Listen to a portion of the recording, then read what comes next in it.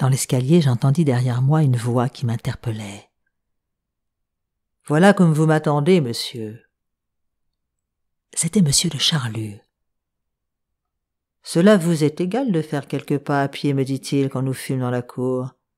Nous marcherons jusqu'à ce que j'aie trouvé un fiacre qui me convienne. J'avais certaines choses à vous dire, mais je ne sais trop si je vous les dirai. Oh, certes, je crois qu'elles pourraient être pour vous le point de départ d'avantages inappréciables, mais j'entrevois aussi qu'elles amèneraient dans mon existence, à mon âge où on commence à tenir à la tranquillité, bien des pertes de temps, bien des dérangements. Je me demande si vous valez la peine que je me donne pour vous tout ce tracas, et je n'ai pas le plaisir de vous connaître assez pour en décider. Peut-être aussi n'avez-vous pas de ce que je pourrais faire pour vous un assez grand désir pour que je me donne tant d'ennui, car je vous le répète très franchement, monsieur, pour moi ce ne peut être que de l'ennui. » Je protestais qu'alors il n'y fallait pas songer. Cette rupture des pourparlers ne parut pas être de son goût. « Cette politesse ne signifie rien, me dit-il. Il n'y a rien de plus agréable que de se donner de l'ennui pour une personne qui en vaille la peine. Pour les meilleurs d'entre nous, l'étude des arts, le goût de la brocante, les collections, les jardins ne sont que des ersatz, des succédanés, des alibis. Dans le fond de notre tonneau, comme Diogène, nous demandons un homme. Nous cultivons les bégonias, nous taillons les ifs par pis-aller parce que les ifs et les bégonias se laissent faire. Mais nous aimerions donner notre temps à un arbuste humain si nous étions sûrs qu'il en valût la peine. Toute la question est là. Vous devez vous connaître un peu. Valez-vous la peine ou non? Je ne voudrais, monsieur, pour rien au monde être pour vous une cause de souci, lui dis-je, mais quant à mon plaisir, croyez bien que tout ce qui me viendra de vous m'en causera un très grand. Je suis profondément touché que vous veuillez bien faire ainsi attention à moi et chercher à m'être utile. À mon grand étonnement, ce fut presque avec effusion qu'il me remercia de ces paroles.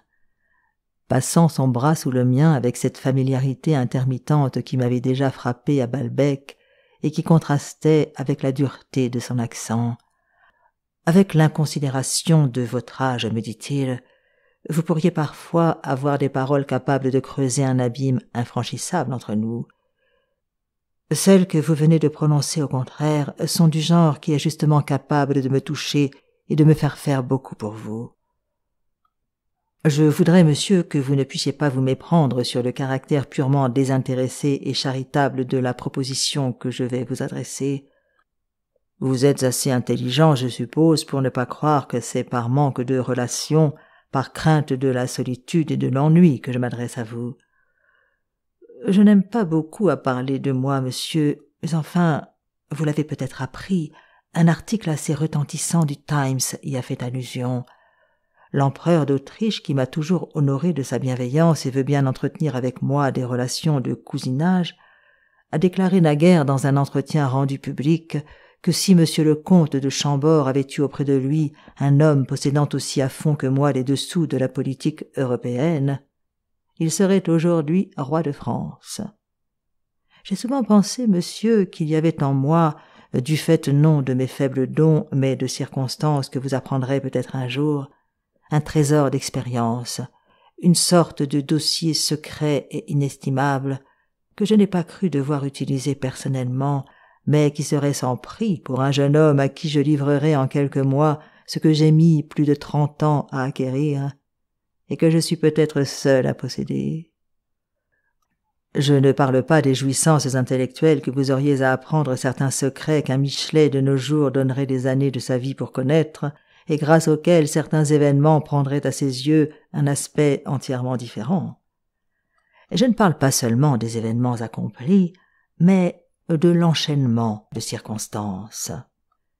C'était une des expressions favorites de M. de Charlus, et souvent, quand il la prononçait, il conjoignait ses deux mains comme quand on veut prier, mais les doigts raides et comme pour faire comprendre par ce complexus ces circonstances qu'il ne spécifiait pas et leur enchaînement.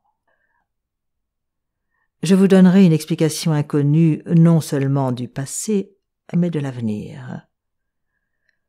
Monsieur de Charlus s'interrompit pour me poser des questions sur Bloch dont on avait parlé sans qu'il eût l'air d'entendre chez madame de Villeparisis.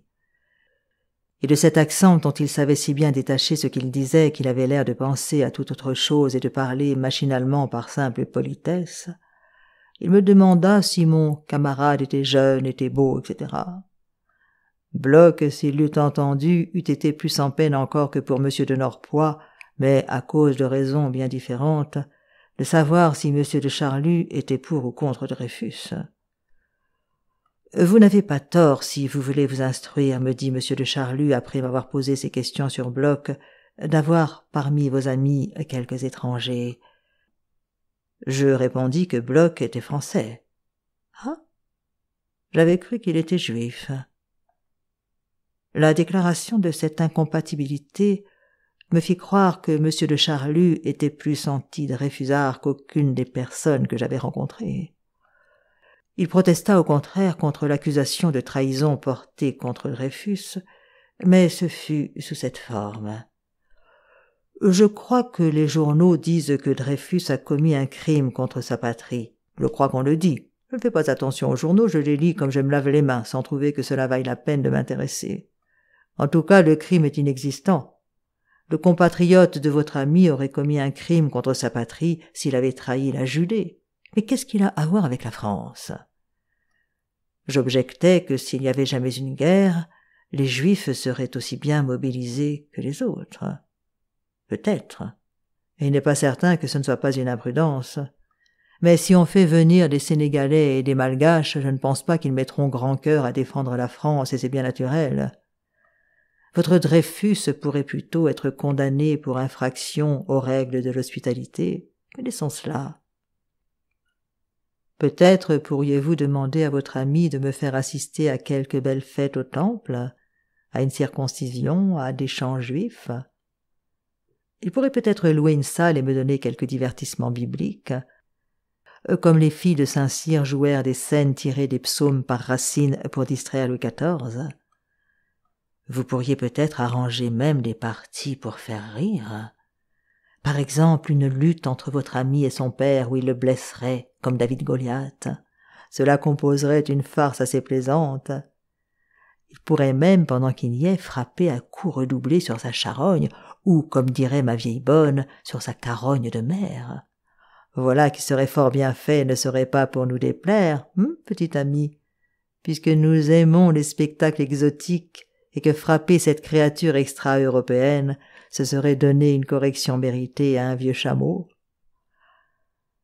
En disant ces mots affreux et presque fous, M. de Charlus me serrait le bras à me faire mal. Je me souvenais de la famille de M. de Charlus citant tant de traits de bonté admirables de la part du baron à l'égard de cette vieille bonne dont il venait de rappeler le patois molièresque, et je me disais que les rapports peu étudiés jusqu'ici, me semblait-il, entre la bonté et la méchanceté dans un même cœur, pour diverses qu'ils puissent être, seraient intéressants à établir. Je l'avertis qu'en tout cas Madame Bloch n'existait plus, et que quant à Monsieur Bloch, je me demandais jusqu'à quel point il se plairait à un jeu qui pourrait parfaitement lui crever les yeux. Monsieur de Charlus sembla fâché. Voilà, dit-il, une femme qui a eu grand tort de mourir. Quant aux yeux crevés, justement, la synagogue est aveugle. Elle ne voit pas les vérités de l'Évangile. À ce moment, j'aperçus M. Bloch père qui passait. Il ne nous voyait pas, mais j'offris à M. de Charlus de le lui présenter. Je ne me doutais pas de la colère que j'allais déchaîner chez mon compagnon. Me le présenter, mais il faut que vous ayez bien peu le sentiment des valeurs. On ne me connaît pas si facilement que ça. Dans le cas actuel, l'inconvenance serait double à cause de la juvénilité du présentateur et de l'indignité du présenté.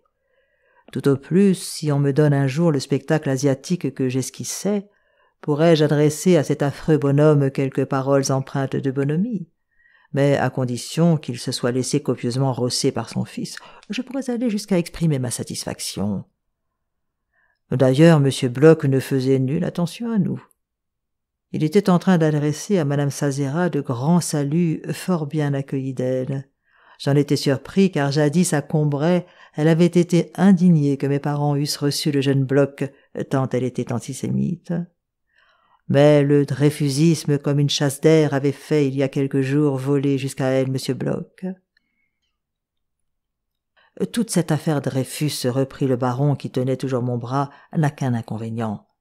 C'est qu'elle détruit la société par l'afflux de messieurs et de dames du chameau, de la chamellerie, de la chamelière, enfin de gens inconnus que je trouve même chez mes cousines parce qu'ils font partie de la Ligue de la patrie française anti-juive je ne sais quoi, comme si une opinion politique donnait droit à une qualification sociale. Mais revenons à vous et à mes projets sur vous.